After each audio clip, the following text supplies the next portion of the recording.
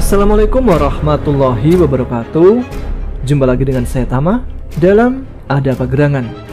Bagaimana kabar kalian? Semoga selalu diberikan kesehatan dan juga rezeki yang cukup. Oke, kita lanjut cerita Desa Widi, Wiwitaning Memedi.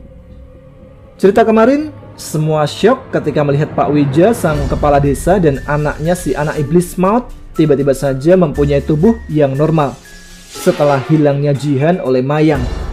Apa yang sebenarnya terjadi? Apa jangan-jangan kita tidak perlu menebak-nebak cerita selanjutnya? Langsung saja kita simak. Teman-teman, Ada Apa Gerangan? Ceritanya mulai dari sini.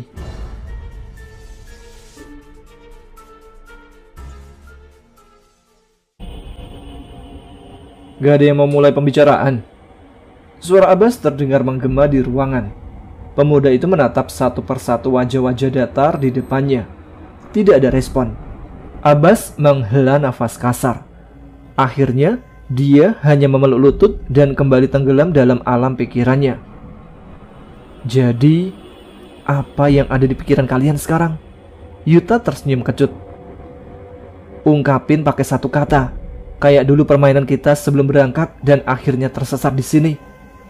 Semua orang mengangkat wajah. Dulu kita ngungkapin perjalanan ini dengan satu kata. Senang, seru, gak sabar, pokoknya yang bagus-bagus. Tapi nyatanya malah kayak gini. Kamal mendesah lelah. Riri merenggangkan tubuhnya sebelum mengangguk. Iya, kalau ingat kata-kata kita dulu yang bagus-bagus, rasanya menyedihkan banget. Dasar, waktu aku bilang gak ada yang nyaut, waktu Yuta yang ngomong langsung pada jawab. Diam-diam Abbas menggerutu dalam hati. Jadi, untuk yang kita lihat tadi tentang tubuh Pak Wija dan maut yang mendadak sembuh, apa satu kata kalian? Yuta kembali menyuarakan pertanyaannya. Aneh, Isabel baru membuka mulut. Gak waras, Kamal menyaut. Gila, Riri menambahi. Sama sekali gak masuk akal, ucap Abbas cepat. Dia mengedikkan bahunya.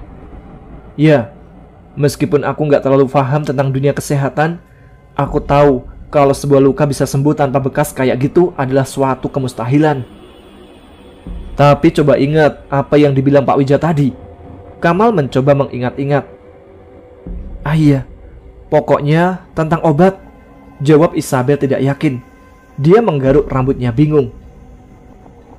Pak Wija dan maut sudah sembuh. Yuta tidak bisa menahan rasa herannya. Bukannya dia tidak senang, hanya saja rasanya mengerikan tatkala melihat tubuh penuh luka yang langsung sembuh dalam waktu semalam. Jika dipikir, itu mustahil, sangat mustahil. Iya, sudah sembuh. Pak Wija tersenyum bangga. Dia menggerakkan kakinya dengan lincah sebelum melihat Yuta lagi. Saya dan maut sudah sembuh. Tapi gimana caranya? Kali ini Isabel bertanya. Obat, kita punya obat hebat. Maut yang menjawab cepat. Raut wajahnya tetap datar meskipun bibirnya menyunggingkan seringai tipis. Obat yang gak akan ditemuin dimanapun. Obatnya juga bisa dari Kak Isabel. Hah? Maut, Pak Wija menegur. Dia mengusap lembut kepala maut lantas menatap lucu. Pokoknya kita punya obat. Obat yang sangat luar biasa. Saya bahkan suka cara pembuatannya. Iya kan maut? Maut mengangguk kencang. Dia tertawa parau. Suka sekali waktu buat obatnya. Menyenangkan. Gak ada yang mau bilang kalau Pak Wija dan maut ada hubungannya sama kematian Jihan? Tanya Abbas. Kali ini dia berdecak kencang. Please, jangan cuekin aku lagi. Kamal terkekeh kecil. Dia merangkul pundak Abbas erat. Kita tadi gak cuekin kamu, cuman bingung aja harus jawab apa. Abbas mendelik mengejek. Dia menatap Yuta lamat-lamat. Jadi Yut, menurut kamu gimana? Menurut kalian semua? Kematian Jihan, kesembuhan Pak Wija dan maut, terus Mayang, apa hubungannya? Riri menyuarakan pertanyaannya. Isabel menghela nafas panjang. Sekarang pasti kita mikir kalau Pak Weja dan Maut yang ngebunuh Jihan. Dan untuk masalah Mayang, di antara kita pasti ada yang mikir kalau Jihan ditumbalin ke Mayang supaya makhluk itu bisa nyembuhin penyakit Weja dan Maut.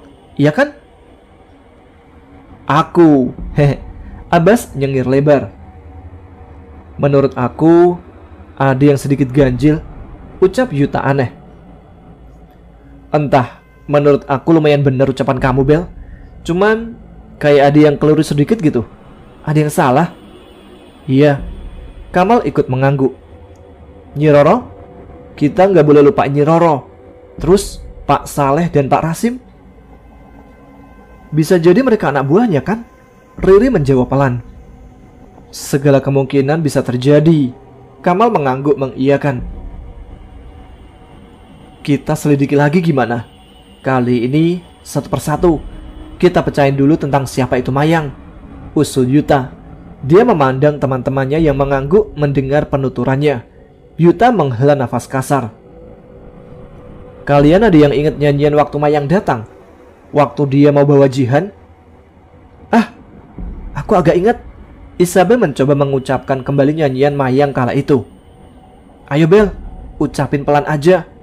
Yuta memberi instruksi untuk memulai. Isabel menarik nafasnya. Rasanya menakutkan sekali menyanyikan lagu milik makhluk yang mengincar nyawanya. Isabel kini berdehem pelan, mencoba mengucapkan semua kata Mayang kala itu, datar tanpa nada. Yang mati harus meninggalkan raga. Tersisa jiwa yang enggan mengelana. Satu nyawa akan pergi di bawah sang kematian, bersembunyi di balik pepohonan, di lubang tertutup sukma tertanam. Udah Yud, sekali aja, aku takut. Riri bergedik kecil.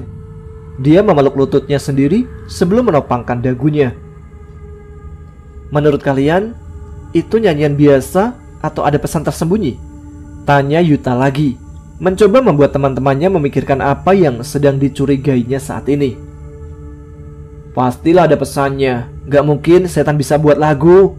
Abbas tertawa terbahak-bahak sebelum mendapat satu pukulan maut di lengannya. Lagi, kali ini bukan Kamal, tapi Riri yang melotot memperingatinya. Abbas langsung kicep. Kamal menggeleng kecil tatkala melirik Abbas yang langsung diam tidak berkutik. Dia langsung mengedarkan pandangan ke sekeliling. Pikirin dulu kalimat yang agak mencurigakan. Siapa tuh ada clue tersembunyi. Yang mati harus meninggalkan raga. Tersisa jiwa yang enggan mengelana. Ada yang aneh? Tanya Isabel tidak yakin. Dia melirik teman-temannya. Menurut kalian? Mati kan harus meninggalkan raga. Riri mencoba mengulangi. Dia memicing sedikit. Tentang kematian orang-orang yang jadi tumbalnya mungkin? Beneran gitu? Kok rasanya ada yang mengganjal? Kamal menatap Riri, mencoba meminta jawaban yakin dari gadis itu. Yang justru Kamal dapatkan hanya sebuah kedikan bahu tidak tahu. Bersembunyi di balik pepohonan, di lubang tertutup sukma tertanam. Semua orang langsung menatap Yuta. Pemuda itu sedang mengernyit dalam sembari memegangi kepalanya. Yuta berpikir keras. Dia mengulangi ucapannya. Bersembunyi di balik pepohonan, di lubang tertutup sukma tertanam. Apa maksudnya Yud? Tanya Abbas. Yuta bergumam lagi. Di lubang tertutup sukma tertanam. Di lubang tertutup sukma tertanam. Apa sih Yud? Abbas semakin tidak sabar mendengar ucapan Yuta. Setelah mendengar ucapan Abbas, seakan menemukan sesuatu yang lama dicarinya. Yuta mengangkat wajahnya. Dia tersenyum lebar seraya membulatkan matanya. Di lubang tertutup. Sumur rumah Pak Wija. Sumur? Riri menyuarakan ketidakpahamannya sekaligus mewakili suara lain yang sama macetnya. Iya, sumur, sahut Yuta mantap. Dia tersenyum cerah. Lubang artinya lubang di sumurnya itu. Dan kata tertutup karena sumur di rumah Pak Wija ditutup sama papan kayu. Kalian gak lihat? Kamal menggaruk telinganya, mencoba mencerna perkataan Yuta yang terasa dadakan di otaknya. Waktu pertama kali kita ke rumah Pak Wija, Aku emang lihat ada sumur, ketutup papan kayu, dan agak terbelakang. Sedikit ketutupan semak sama pohon-pohon kecil. Oh, kalau dibilang gitu, masuk akal juga sih, ucap Isabel setuju. Kata bersembunyi di balik pepohonan, artinya sumur itu ketutup sama semak belukar. Berarti sumur Pak Wija ada sesuatu. Kita harus cari tahu. Yuta mengangguk semangat. Nanti malam aku mau ke rumah Pak Wija. Lihat apa dugaanku benar.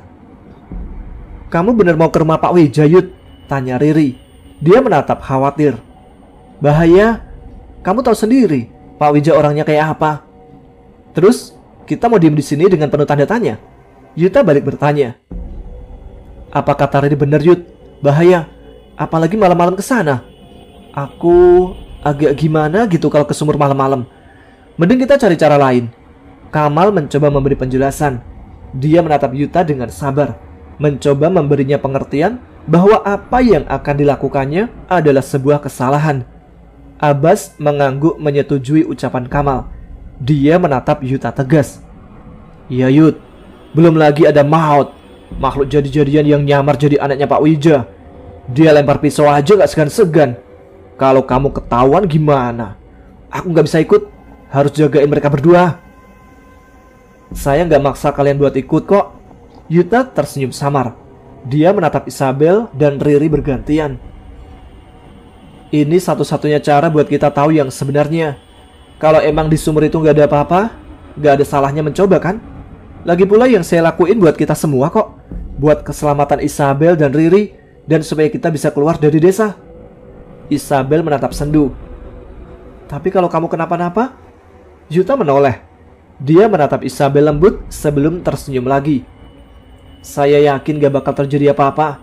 Dan kalau sampai terjadi sesuatu, saya bakal kasih tahu apa yang sudah saya dapetin dari sumur itu, supaya kalian tetap bisa pulang. Usai berucap demikian, Yuta berjalan masuk, mengunci kamarnya untuk mempersiapkan seluruh rencananya, meninggalkan teman-temannya dengan kebimbangan yang luar biasa. Mereka tahu kalau Yuta itu keras kepala, sekaligus bodoh jika sudah berurusan dengan temannya. Kayaknya bawa ini aja cukup. Yuta melihat baik-baik beberapa barang yang sudah disiapkannya untuk penelusuran kali ini, mengingat apakah ada lagi yang perlu ia bawa atau sekedar untuk berjaga-jaga. Usai diam selama beberapa menit, Yuta kemudian menggeleng kecil. Dia mengambil jaket tipisnya, lantas memasukkan tali, senter, pisau kecil ke dalam kantungnya. Yud, kamu beneran mau pergi? Kamal yang baru saja masuk mencoba memberi pengertian lagi. Dia duduk di sisi kasur sembari menatap Yuta yang sibuk sendiri. Saya bahkan gak kepikiran untuk mundur sama sekali. Yuta tersenyum lebar. Dia memakai tudung jaketnya. Tenang Mal, doain aja saya bakal pulang dalam keadaan utuh. Tapi, dan ya, jangan ngerasa gak enak sama saya ya. Kamu sama Abbas perlu jagain Isabel sama Riri kalau ada apa-apa lagi. Saya gak apa-apa kok. Yuta mengangguk meyakinkan. Dia berjalan keluar dan langsung menemukan Abbas, Isabel, dan Riri yang berdiri berbaris di pintu rumah. Yuta tertawa. Kalian kenapa baris jejer gitu? Isabel melangkah maju. Dia meremas jarinya gugup. Kalau aku bilang jangan pergi, apa kamu bakal nurut, Yud? Sayangnya enggak. Yuta menggeleng pelan. Kalian pasti tahu kan, kalau yang saya lakuin itu juga buat kita, buat keselamatan kita dan supaya bisa keluar dari desa. Tapi besar resikonya, jawab Abbas, membujuk yang akan tetap berakhir sama bagi Yuta. Pemuda itu tetap akan pergi. Selama perjalanan ini, mereka tahu seberapa keras kepalanya Yuta. Semua hal punya resiko, Bas, jawab Yuta tenang. Lebih baik pergi dengan penuh resiko daripada saya diem kayak nggak tahu apa-apa. Udah, kamu di sini saja jagain Riri. Saya pasti pulang. Yuta kemudian menepuk bahu Abbas bersahabat. Dia hanya tersenyum tipis sebelum mulai beranjak pergi. Keluar menenteng bahaya yang sudah ada di depan mata. Yud, kamu bisa terluka. Riri tetap berusaha menghentikan. Dia menatap punggung Yuta dengan getir. Yuta yang sudah berjalan beberapa langkah menoleh. Dia tertawa pelan. Saya bahkan rela mati, asalkan kalian semua selamat. Gelap dan sepi. Yuta yang mengendap-endap di semak belakang rumah Pak Wija tampak kepayahan menyesuaikan langkahnya. Dia sengaja memutar lebih jauh agar sampai langsung di belakang rumah, di sisi tersembunyi tempat sumur itu berada. Kalau siang lumayan kelihatan sumurnya, tapi kalau gelap bagian pinggirnya aja nggak kelihatan. Yuta menggerutu. Dia berjalan merunduk, sebuah usaha untuk menutupi tubuhnya, dan semakin menerobos ilalang serta semak tajam yang tumbuh cukup tinggi di sekelilingnya. Pemuda itu merogoh senter di kantongnya. Dia menyorotkan ke sekeliling. Sejauh ini hanya ada semak rimbun dan serangga kecil yang mengitarinya. Kalau saya jalan sambil berdiri, besar resikonya bakal ketahuan karena keliaran di desa. Belum lagi Pak Saleh larang warganya buat keluar waktu malam. Tapi kalau jalan duduk gini, lama buat nemuin sumurnya. Gimana ini? Yuta bimbang. Dia berhenti sejenak untuk menimang-nimang langkah selanjutnya. Rasanya Yuta sudah ada di jalan yang tepat untuk ke rumah Pak Wija. Tapi bagaimana kalau dia justru berjalan menjauh ke arah hutan, mengingat tidak ada perbatasan tertentu di sekeliling desa? Di dalam keterdiamannya, pemuda itu mengambil beberapa kerikil. Dia berpikir keras. Sedetik kemudian, Yuta melempar kerikil itu ke berbagai penjuru, menanti suara lain yang akan didengarnya jika kerikil itu berhasil mengenai dinding luar sumur. Yuta lalu tersenyum puas. Berhasil. Dia mengambil satu kerikil lagi, melemparnya ke arah kiri untuk memastikan pendengarannya benar. Kalau benar itu suaranya, berarti sumurnya ada di sebelah sana. Yuta membenarkan posisinya, bersiap untuk melangkah. Sebelum Yuta tiba-tiba terdiam. Dia mengambil kerikil kecil di sampingnya. Kerikil yang berhasil mendarat sejenak di kepalanya. Kerikil yang tadi ia lempar ke sisi kanan, sebelum kembali terlempar ke arahnya. Perbuatan seseorang. Sayangnya, Yuta sepenuhnya yakin tidak ada manusia selain dia di sini. Mungkin cuma kepental. Gak mungkin ada yang lempar balik. Yuta tertawa hambar. Dia meringis. Aku benci pikiranku sekarang. Lalu satu kerikil kembali terlempar ke sisi kepala Yuta. Pemuda itu diam. Dia menoleh perlahan, tepat ke bayangan sesuatu yang tampak tergantung di sisi pohon besar di sampingnya, bergoyang lemah karena tiupan angin yang mendera perlahan. Itu orang. Yuta tidak bisa mempercayai penglihatannya. Jantungnya berdegup kencang. Tali simpul itu bergerak terbawa angin, memutar, membawa wajah dengan lidah terjulur menatapnya. Menyerengai lebar, tulang pipi yang menonjol keluar di kulitnya terdengar bergemelatuk. Tetesan darah di kepalanya yang berlubang mencengkram hawa ketakutan Yuta. Sejauh ini, itu pemandangan terhoror yang pernah Yuta lihat selain maut.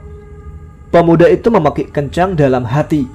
Buru-buru dia membekap mulutnya dan merangkak menjauh dari sana, enggan menoleh barang sejenak, walaupun suara tawa nyaring segera melesak di telinganya.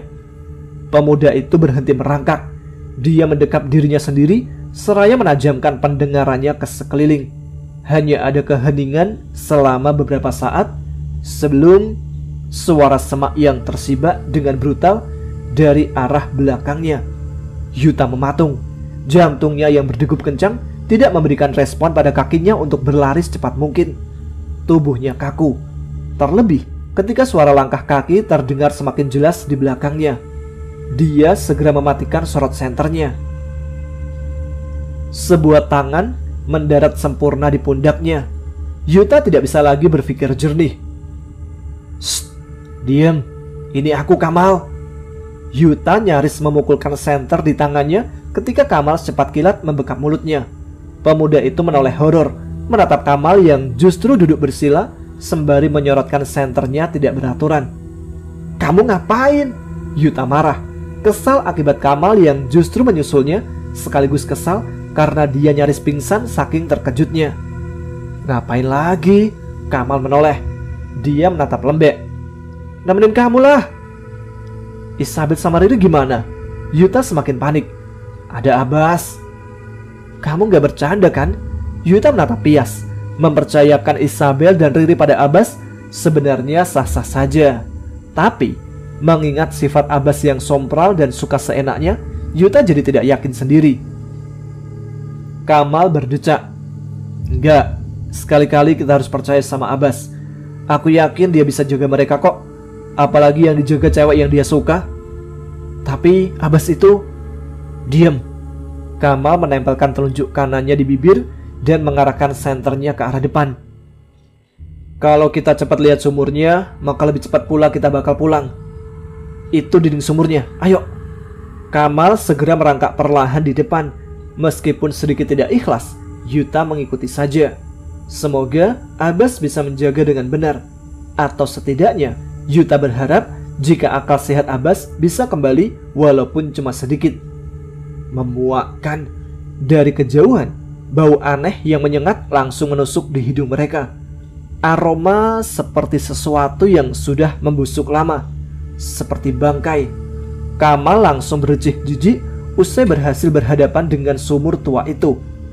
Yuta yang baru saja sampai di sebelahnya juga menahan mualnya mati-matian. Keadaan sumur itu benar-benar tidak terawat, berlumut dan banyak jejak kehijauan yang mengental. Menjijikkan. Yuta dan Kamal langsung memutar ke belakang sumur. Mereka berdiri dengan sedikit merunduk dan menyiapkan senter masing-masing. Tinggi sumur itu ternyata cukup untuk menutupi mereka sebatas dagu. Yut, kamu yang buka papan kayunya. Saya nggak mau. Sebelum Yuta memerintah, maka Kamal akan menolaknya. Yuta mendengus. Perlahan dia membuka papan kayunya, berderit dan menimbulkan suara mengganggu. Aroma tidak sedap langsung menguar dengan cepat. Mereka sontak menutup hidung rapat-rapat. Baunya luar biasa busuk. Giliran kamu, ucap Yuta sumbang. Dia menekan dengan kuat lubang hidungnya. Kamal menoleh waspada. Apa? Turun ke dalam sumur. Gak. Kamal menggeleng kuat. Dia menatap jengah. Dari sini baunya aja busuk banget. Apalagi kalau masuk ke dalam. Aku bisa mati kehabisan nafas. Yuta sudah menduga jawaban Kamal pasti seperti itu. Mau tidak mau, Yuta kemudian mengeluarkan tali dari kantung jaketnya. Dia melepas jaketnya dan mengikat tali itu pada pinggangnya. Yuta melempar sisa tali itu pada Kamal. Pegangin. Saya nggak tahu seberapa dalam sumur ini. Kamal mengangguk. Dia mencengkram tali itu erat, memperhatikan Yuta yang menghela nafas panjang sebelum mulai naik ke bibir sumur. Pemuda itu diam di sana dan menyorotkan senternya jauh ke bawah. Yut, kelihatan di bawah ada apa? Melihat Yuta yang menyorot abstrak pada dasar sumur membuat batin Kamal bertanya-tanya. Yuta tidak menoleh. Dia hanya mengangguk. Kayak ada sesuatu di bawah. Gak jelas. Kayaknya sumurnya cukup dalam. Saya masuk ya. Pegangin yang benar. Kalau nggak mau saya pulang tinggal nama. Pemuda itu kemudian menggigit senter itu untuk diarahkan ke dasar. Perlahan Yuta menumpukkan kedua kakinya pada bibir dalam sumur, diikuti kedua tangannya yang berusaha terentang menahan tubuhnya. Pemuda itu merosot pelan ke bawah. Tidak terlalu hati-hati pada lumut basah yang memenuhi dinding sumur. Yut, hati-hati. Kamal terkejut. Yuta meluncur terlalu cepat. Yuta? Siapa ya? Buru-buru Kamal berjongkok dan mematikan senternya ketika melihat jendela samping rumah Pak Wija terbuka perlahan, diikuti dengan kepala pria itu yang menyembul menyeramkan. Meskipun jarak mereka agak jauh, Kamal sedikit yakin jika Pak Wija pasti masih bisa melihat bayangan mereka. Kamal dilanda panik. Dia menahan nafasnya, sementara Yuta yang entah bagaimana nasibnya tidak mengeluarkan pergerakan sedikit pun dari dasar sumur. Pemuda itu mencoba mengintip Pak Wija dari sudut bata. Pria itu sudah berdiri di luar tempatnya menyembulkan kepala tadi, sembari membawa lampu minyak di tangannya. Ini sangat buruk. Kamal ingin melarikan diri atau setidaknya bersembunyi di tempat yang lebih aman. Tapi Yuta masih tergeletak di dasar sumur, entah sadar atau pingsan karena luka dan aroma busuk yang semakin lama semakin kuat. Kayaknya saya salah dengar. Suara Pak Wija terdengar lagi. Cahaya lampu minyaknya yang temaram sepertinya tidak menjangkau sumur gelap tempat Kamal bersembunyi. Pemuda itu masih menahan nafasnya gelisah. Kamal mengintip lagi. Pak Wija memutar badannya untuk kembali. Pemuda itu menghela nafas lega sebelum berdiri merunduk dan melihat keadaan Yuta lagi. Sampai... Saya cuma salah dengar. Pak Wija kembali bersuara. Kamal terdiam. Dia menatap punggung itu ketakutan. Saya cuma salah dengar. Iya kan, Kamal?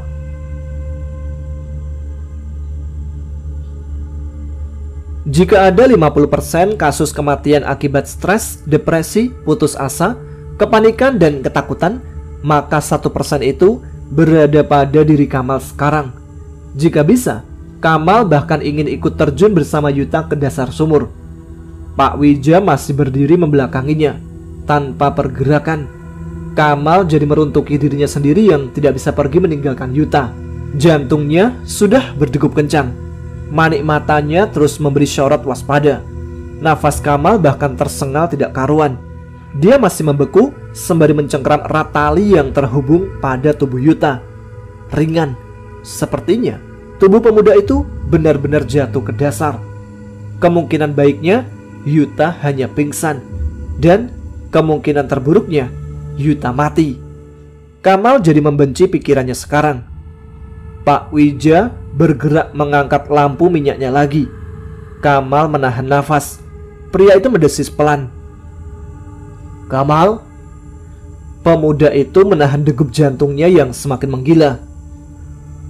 Kenapa saya jadi ingat Kamal? Pak Wija melanjutkan ucapannya. Diam-diam Kamal melonggarkan nafasnya. Pria itu tertawa hambar. Kamal, Abbas, dan Yuta. Kalau dilihat lagi mereka persis sama Maot. Saya jadi keinget. Ya sudahlah, serah. Pak Wija berjalan pergi. Kamal ingin berteriak saking leganya. Setelah memastikan keberadaan Pak Wija tidak tampak mata, Kamal menyalakan senternya dalam mode redup. Antisipasi jika Pak Wija kembali dan curiga pada layar senternya apabila terlalu terang. Pemuda itu langsung menengok ke dasar sumur yang menyorotkan senternya random. Yuta! Yuta! Kamal memanggil pelan, nyaris berbisik. Dia mencoba memicingkan mata untuk melihat keadaan dasar. Kosong. Senternya belum mampu mencapai di mana Yuta berada. Tidak habis akal, Kamal mencoba menarik-narik tali tadi, mencoba membangunkan Yuta. Seandainya benar pemuda itu pingsan. Sayangnya, Kamal masih belum memiliki cukup nyali untuk ikut terjun bebas. Dia menarik tali itu cukup kencang. Yuta! Kamal memanggil cukup keras. Jawab, kalau masih hidup. Iya. Terdengar suara menggema dari dalam sumur. Kamal menghela nafas lega. Setidaknya Yuta masih hidup. Kamu ngapain dari tadi diam? Kamal mencoba merundukkan tubuhnya lagi. Dia masih mencoba menyorotkan senternya. Kamu masih hidup kan? Kirim sinyal. Beberapa detik kemudian terlihat kelebatan cahaya yang sangat kecil dari dasar sumur. Ternyata sumur itu lebih dalam dari yang mereka duga. Udah kelihatan. Yuta berusaha membuka suaranya. Di dalam pengap. Pak Wija udah pergi belum? Udah, tenang aja. Kamal membungkukkan tubuhnya lebih dalam lagi. Kamu nemu apa di dalam? Sesuatu yang gak bakal kamu duga. Kamal terdiam untuk sesaat. Dia mencoba berpikir. Sesuatu? Kamal menoleh cepat. Suara ranting yang patah menjadi dua langsung membuat jantungnya kembali berdegup ria. Pemuda itu mencoba melihat sekelilingnya. Hanya ada kegelapan dan siluet beberapa pohon tinggi di sekitarnya. Suara hewan-hewan malam yang saling bersautan memenuhi udara. Tidak ada yang tampak janggal. Tubuh Kamal bergetar. Cepat-cepat dia melongokkan tubuhnya lagi ke dalam sumur. Yud, ada yang datang lagi. Siapa? Suara Yuta terdengar menggema. Gak tahu. Lompat sini. Di dasar gak terlalu bau kayak di atas. Yuta mencoba menjawab seadanya. Sesuatu yang ditemukannya di dasar sumur rupanya lebih menarik minatnya. Enggak. Kalau aku turun, yang jaga di atas siapa? Talinya iketin ke pohon. Nanti ketahuan orang. Yaudah.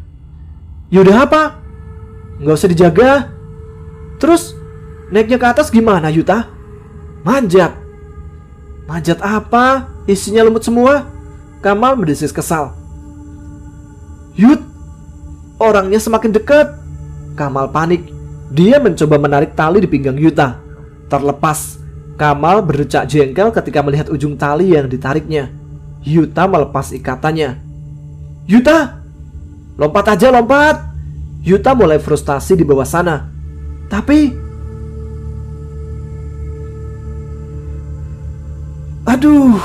Aduh. Kamal meringis ngilu. Dia mengusap pinggangnya yang terasa nyeri akibat berhantaman dengan dasar sumur. Gelap dan pengap. Kamal mencoba meraba-raba sekitarnya. Yuta, kamu di mana? Di sini. Yuta menyorotkan senternya tepat ke wajah Kamal yang meringis kesakitan. Pemuda itu menggeleng. Nyalain senter, Mal. Kamu jatuhnya heboh juga ya. Kamal hanya mendengus.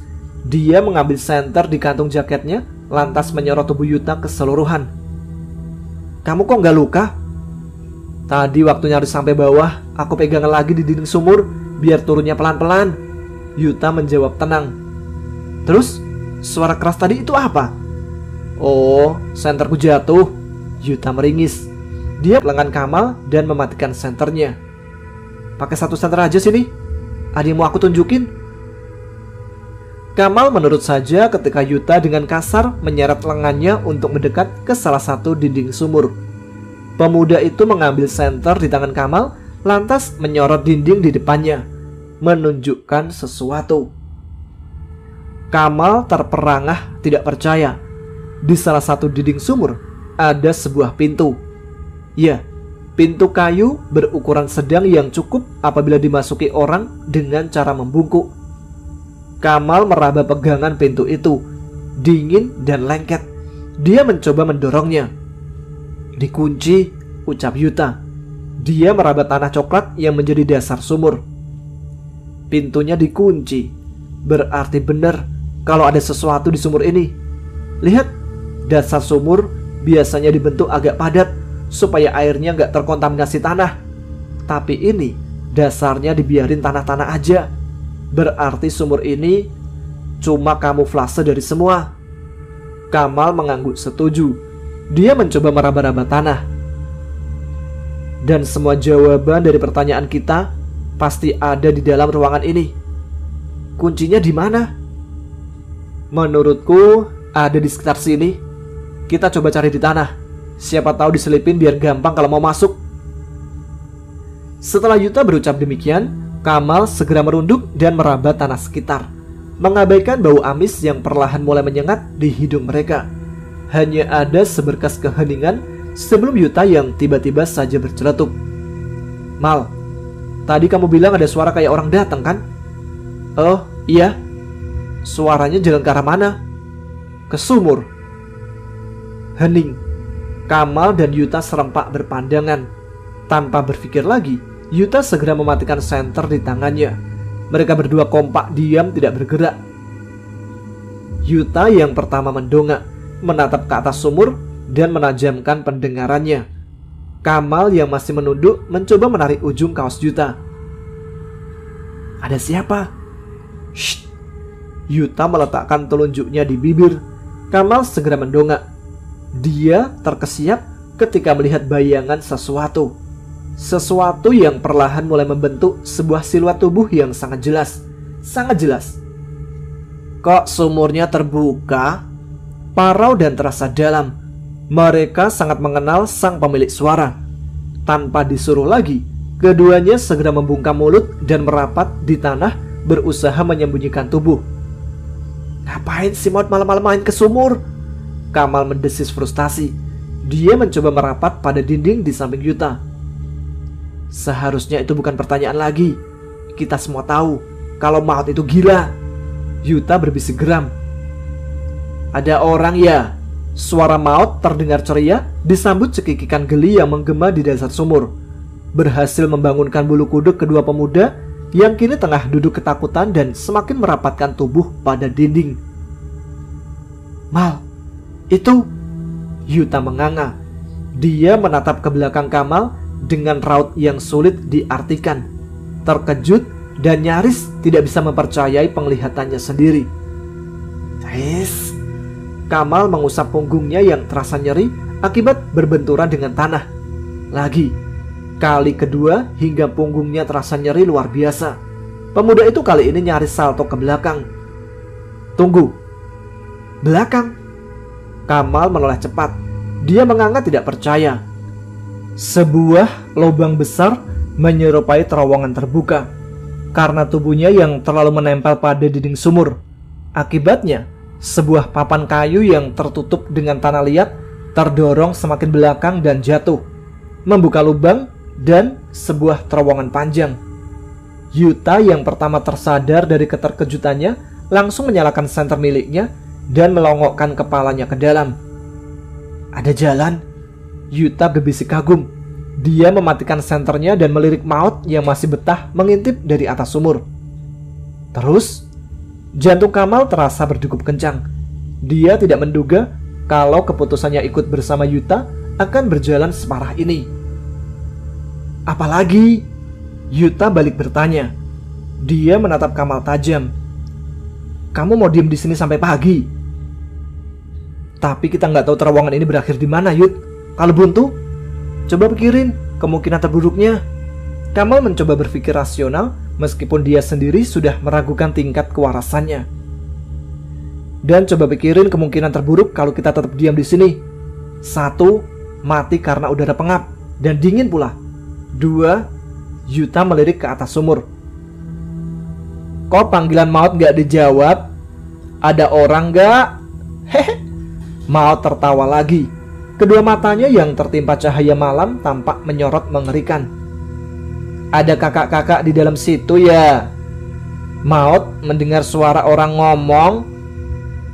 Kalau nggak dijawab, Maut ikut loncat turun nih. Yuta tersenyum miring. Dia mengembalikan senter Kamal.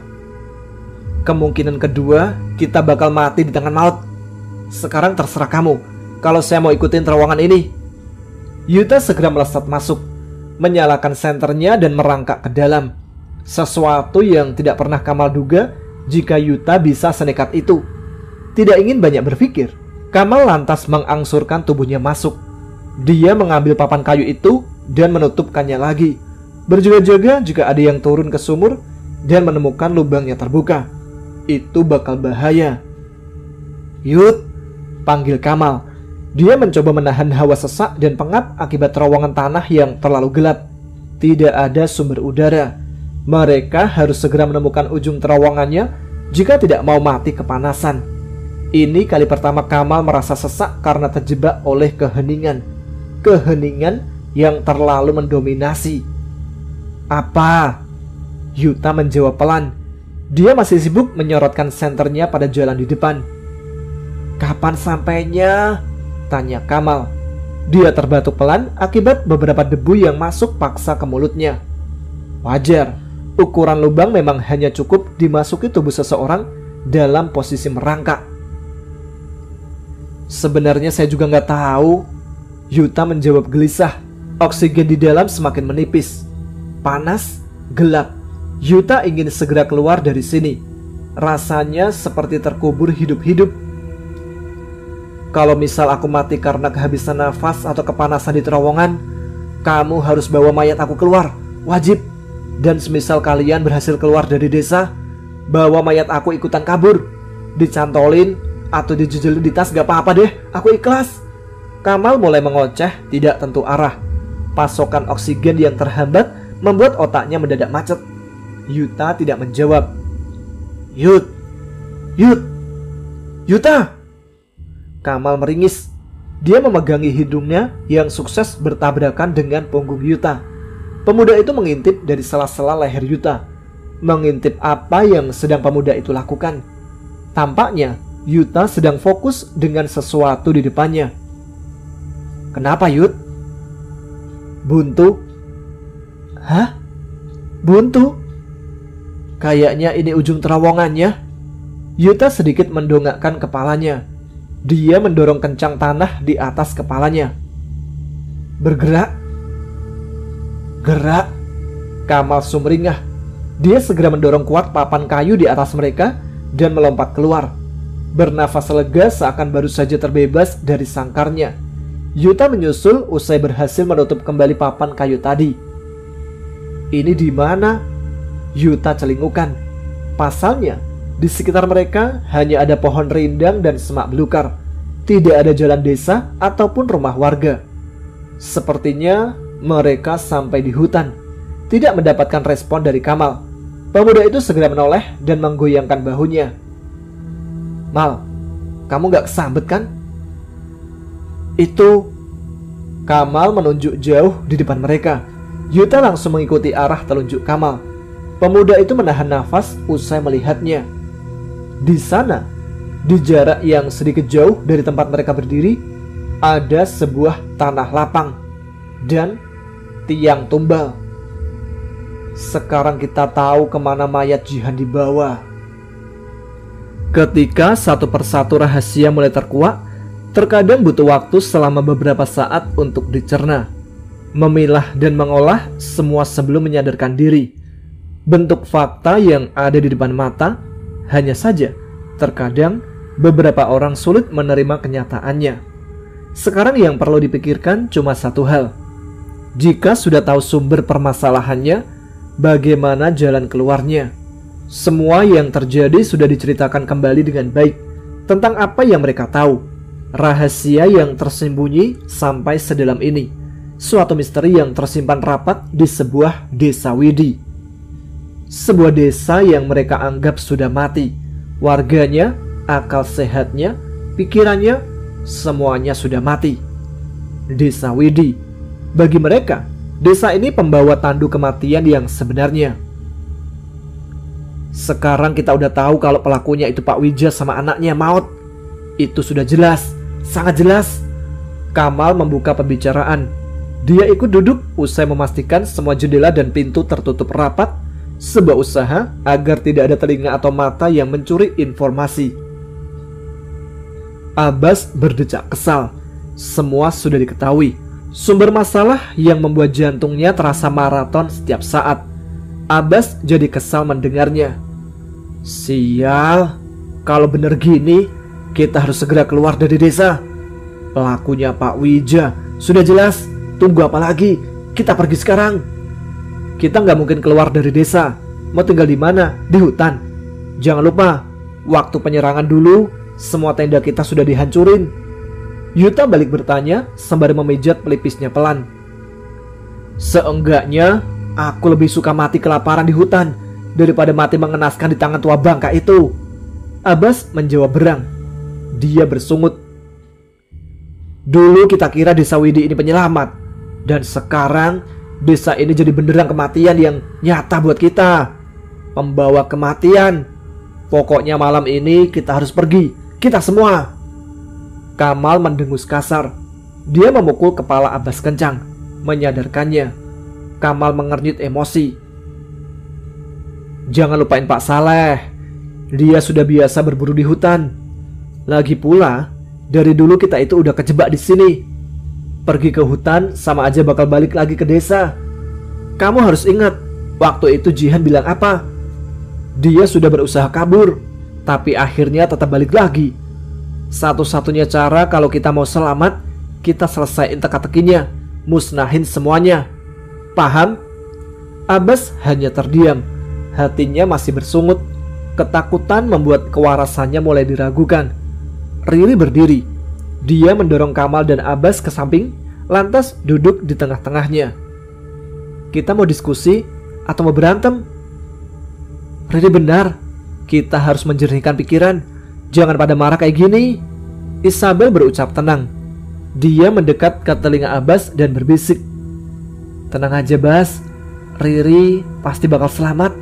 Kita semua bakal jagain Riri, termasuk kamu. Jangan khawatir ya." Abbas hanya mengangguk getir. Isabel kemudian menarik tubuhnya. Dia menarik nafas panjang dan menghembuskannya kasar. "Kalau menurut aku, kita balik lagi ke sumur dan buka pintunya. Masalah kunci, kita harus cari secepatnya." "Oh, kunci!" Yuta berseru. Pemuda itu berdiri dan merogoh kantung jaketnya, kembali duduk dan menunjukkan sesuatu bergelantungan di jemarinya. "Aku dapat kuncinya." Semuanya memasang wajah sumringah. "Kok bisa?" Kamal yang pertama bertanya dengan ekspresif. Sebagai orang yang tahu sendiri keadaan mereka kala itu, Kamal rasanya tidak bisa percaya. "Bisa dong." Yuta tersenyum miring. "Waktu terowongan itu terbuka dan aku ngecek ke dalamnya, ternyata ada kunci di balik papan kayu itu. Disangkutin di belakangnya. Jadi waktu papanya jatuh, kuncinya ikut jatuh ke tanah." "Bagus, Yud." Kamal bertepuk tangan bahagia. "Tunggu dulu. Ada yang perlu kita pikirkan selain itu," ucap Riri. Semua mata menatapnya. "Kalian lupa, sebelum Jihan meninggal, badan Pak Wija dan Maut itu cacat, kekurangan fisik. Gak mungkin dalam keadaan kayak gitu bisa nyeret mayat Jihan lewat terowongan, apalagi merangkak." Isabel mengangguk menyetujui. "Aku udah duga ada orang selain Pak Wija dan Maut yang menolong." "Menurut kamu siapa, Bel?" Yuta bertanya rendah. Isabel berangsur merunduk dan mengambil sesuatu dari kantong celananya. Sebuah gelang mutiara milik Jihan dulu. "Pak Rasim." "Kok? Kalau dihubungin sebenarnya masuk akal aja. Waktu kalian temuin Jihan, ada luka bekas tusukan di badannya. Habis itu aku sama Riri ketemu Pak Rasim, bawa tombak yang ada darahnya. Padahal Pak Rasim gak bawa hewan buruan sama sekali." "Terus gelangnya?" Abbas menyela. "Dengerin dulu." Isabel mendengus. Dia melipat tangannya dan melanjutkan. "Waktu itu di tombak Pak Rasim ada gelang ini. Ada bercak darahnya juga, yang artinya darah di tombak dan gelang itu darah yang sama. Dugaanku gitu. Terus gelang ini mirip sama punya Jihan. Gak ada yang tahu kalau ada perempuan lain di desa, kecuali Pak Rasim yang curiga. Mungkin, menurut kalian, gimana akhirnya Pak Saleh sama Pak Rasim bisa tahu kalau ada Jihan di rumah?" "Dari gelangnya mungkin." Kamal menjentikkan jarinya. "Kalau aku jadi Pak Rasim, aku bakal curiga ada gelang perempuan di tanah. Terlepas kalau gelang itu ternyata punya kalian. Seenggaknya ada setengah kemungkinan kalau gelang itu bukan punya kalian, tapi punya perempuan lain." "Terus, apa yang bakal kamu lakuin kalau kamu curiga?" Yuta mencoba berpikir out of the box. "Aku bakal buntutin kalian sampai ke rumah buat buktiin apa gelang itu beneran punya kalian."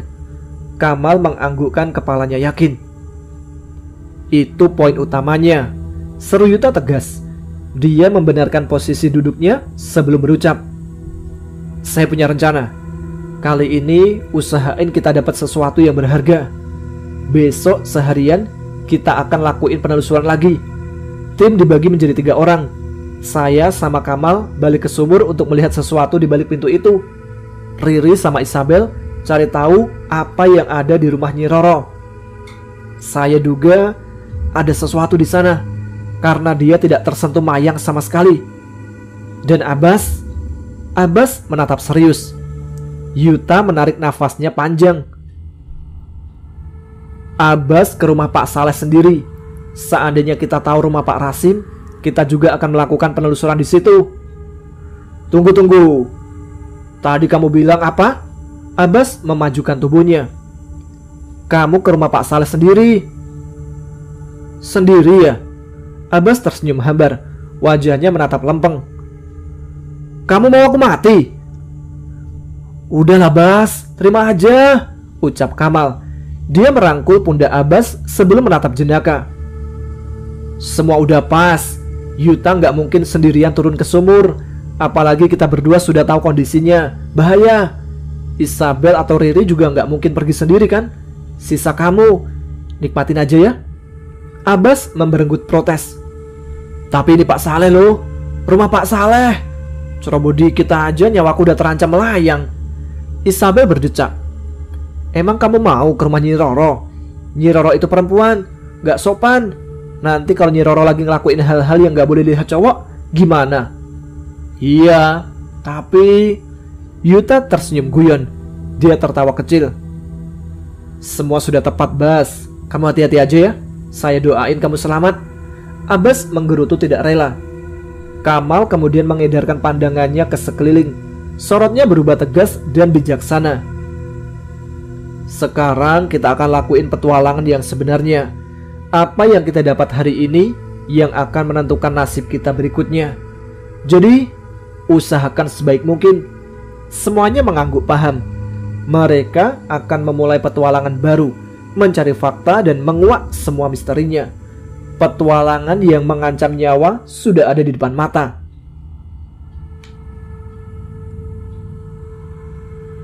Mentari kali ini sudah menduduki singgasananya dengan sempurna, menyorotkan sinar yang nyatanya harus terhalang awan tebal dari utara pagi ini, mengirimkan cuaca dingin bebarengan dengan langit yang mulai menggelap, seakan memberi pertanda bahwa petualangan mereka kali ini akan menentang bahaya utama. Pagi ini kenapa dingin banget? Isabel mengusap lengannya. Gadis itu meniup dan menggosokkan kedua telapak tangannya untuk menghangatkan diri sendiri. Nyi Roro kapan keluarnya? Tanya Riri. Gulir manik hitamnya bergerak ke sana kemari, mengawasi sambil sesekali memperhatikan suasana sekitar. Bel, menurutmu Nyi Roro bakal keluar rumah atau enggak? Kemungkinan besar keluar. Isabel menggosokkan tangannya lagi. Mungkin buat ngambil air di sungai atau cari makanan di hutan. Kita tunggu aja. Dan benar saja, beberapa menit kemudian Nyi Roro keluar sembari membawa keranjang kayunya. Wanita itu menghirup udara pagi sebelum mulai beranjak pergi, melangkah keluar, dan Isabel juga Riri langsung bergerak. Mereka mengendap-endap ke belakang rumah dan menerobos ke ruangan tengah. Kedua gadis itu mengedarkan pandangannya ke sekeliling. Aku cek kamar, kamu cek dapur. Siapa tahu ada sesuatu di balik tumpukan-tumpukan daun yang dikumpulin Nyi Roro. Isabel memberi instruksi. Dia segera bersiap untuk masuk ke kamar. Oh, oke.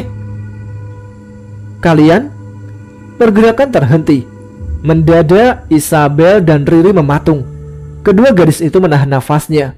Satu kaki yang sudah bergerak untuk melangkah maju tertarik kembali.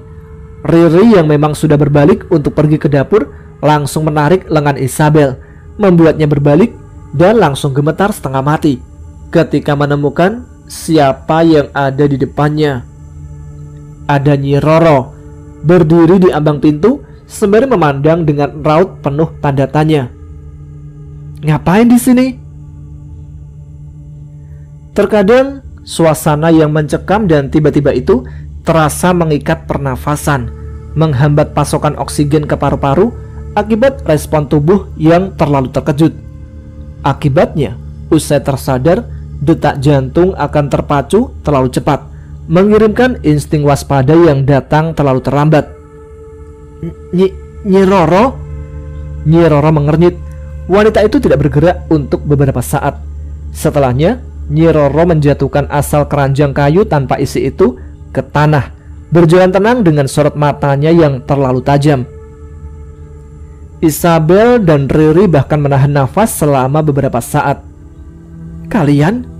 Nyi Roro berdiri tepat 1 meter di depan Isabel dan Riri. Raut wajahnya tetap datar. Wanita itu membuka mulutnya. Mau tahu soal apa kali ini? Hah?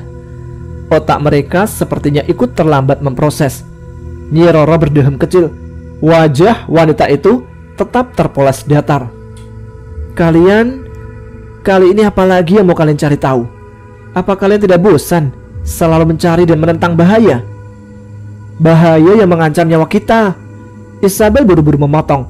Sorot matanya mendadak kelam. Gadis itu balik menatap tajam. Sekarang gak ada yang perlu kita tutupin lagi, Nyi.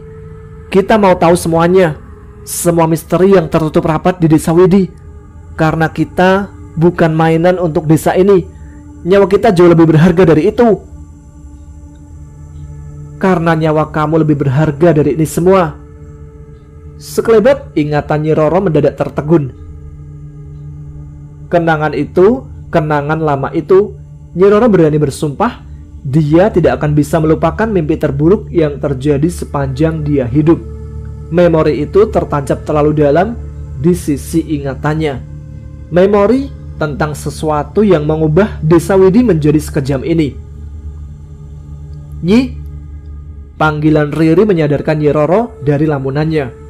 Wanita itu berdeham kecil. Dia mati-matian mempertahankan raut datarnya. Sebenarnya, apa yang lagi kamu bicarain, Bel? Riri selangkah lebih maju. Dia mengepalkan tangannya erat, berusaha mengumpulkan seluruh keberaniannya kali ini. Mau sampai kapan dia hanya diam dan mengikut di belakang. Yang sedang kita bicarain, sesuatu yang sedang mengasah kukunya. Tinggal tunggu waktu sampai kuku itu tertanam di leher kita. Mati, kita akan mati. Tapi sayang, kita nggak akan bisa mati semudah itu. Nyi Roro berbalik memunggungi. Punggung wanita itu sedikit bergetar. Saya tidak paham kalian bicara soal apa. Sudah, pergi dari rumah saya. Ini usiran. Isabel tertawa pahit. Kalau Nyi Roro bilang begitu, kita semakin yakin kalau memang ada yang salah di sini. Nyi, tolong, kita nggak mau mati sia-sia seperti ini. Kita juga punya keluarga yang menunggu pulang kita di rumah.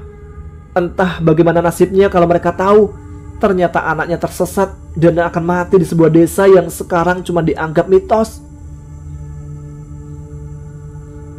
Roro, saya sayang sama kamu. Bahkan kalau harus mati sekalipun, saya rela asalkan kamu bisa selamat. Sekarang kamu pergi, selamatin diri. Kisah saya sudah berakhir di sini. Nyi Roro benar-benar tahu bagaimana rasanya kehilangan sosok yang sangat dicintainya. Punggung wanita itu semakin bergetar. Nyi Roro sedikit menundukkan kepalanya. Maaf kalau saya nggak bisa bawa kalian pulang. Bawa kalian untuk keluar dari desa. Saya nggak tahu apa-apa. Kalaupun saya tahu, saya nggak akan pernah bisa kasih tahu. Nyi, Isabel menjadi sedikit iba dengan perubahan suara yang mendadak dari Nyi Roro. Suaranya bergetar, menahan tangis yang sebentar lagi akan membuncah keluar. Pergi dari sini. Nyi Roro tiba-tiba menggertak. Wanita itu berbalik dan memandang penuh benci. Saya minta kalian pergi dari sini. Pulang. Saya bahkan gak peduli kalau kalian akhirnya mati. Kesel, kecewa, sedih, semua perasaan kini bercampur aduk, membawa Riri pada satu amarah yang menggelegak, menanti untuk ditumpahkan keluar, menggertak dan meluapkan semua perasaan tertekannya selama ini. Nyi Roro mungkin gak peduli, tapi keluarga kami peduli. Riri memandang penuh amarah. Wajahnya merah padam, nafasnya terdengar memburu. Asalkan Nyi Roro tahu, saya sama sekali gak rela kalau harus mati di sini. Nyawa kita ini bukan mainan untuk kalian. Sekarang Nyi Roro jelasin semuanya. Jelasin. Jelasin apa? Sudah saya bilang kalau saya itu gak tahu apa-apa. Nyi Roro pasti tahu. Nyi Roro pasti paham semuanya. Kalau Nyi Roro cuma diam, sama aja Nyi Roro itu gak punya perasaan, gak punya belas kasihan. Emang apa kesalahan kami sampai harus mati tanpa arti seperti ini? Belas kasihan saya memang sudah mati dari dulu. Sekarang saya minta kalian untuk pergi dari rumah saya. Pergi. Nyi Roro memekik kencang. Wajah wanita yang tadinya tenang itu mulai terguncang. Dia mengacungkan jarinya penuh gertakan. Ri, Isabel mencoba menyentuh bahu Riri yang bergetar kencang. Ledakan dari emosi yang terlalu lama disimpan. Gadis itu mengusapnya penuh kelembutan. Tenang dulu, Ri. Tenangi diri kamu. Kalau gini caranya, bisa-bisa kita nggak akan dapat apapun. Enggak, Bel. Aku nggak akan diem sebelum dapat jawabannya. Kamal, Yuta, Abah sama kamu, kita semua harus pergi dari desa. Kita semua harus selamat. Riri memandang sengit. Giginya bergemelatuk pelan. Sekarang Nyi Roro harus jelasin siapa itu Mayang. Siapa Mayang, Nyi? Nyi Roro balas memandang keji. Tapi mereka tahu, di dalam sorot mata yang penuh kekejaman itu tersimpan ribuan duka yang amat mendalam. Saya nggak tahu. Berhenti memaksa saya untuk bicara. Kalian pergi sekarang juga. Keluar. Keluar atau saya yang akan memaksa kalian untuk pergi. Siapa Mayang, Nyi? Saya yakin Nyi Roro pasti tahu sesuatu soal Mayang.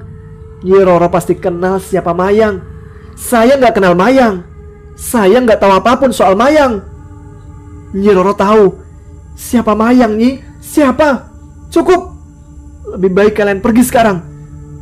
Kami tidak akan pergi sebelum mendapatkan jawaban. Siapa Mayang, Nyi? Jawab, Nyi. Berhenti memaksa saya.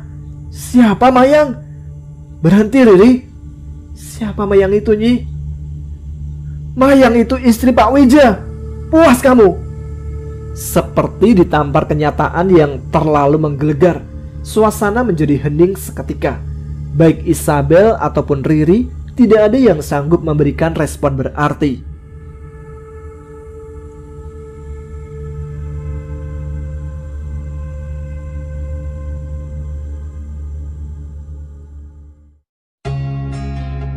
Baik, sampai di sini dulu cerita kali ini. Kita lanjut lagi cerita Desa Widi besok sore. Terima kasih buat teman-teman sekalian yang telah menyimak.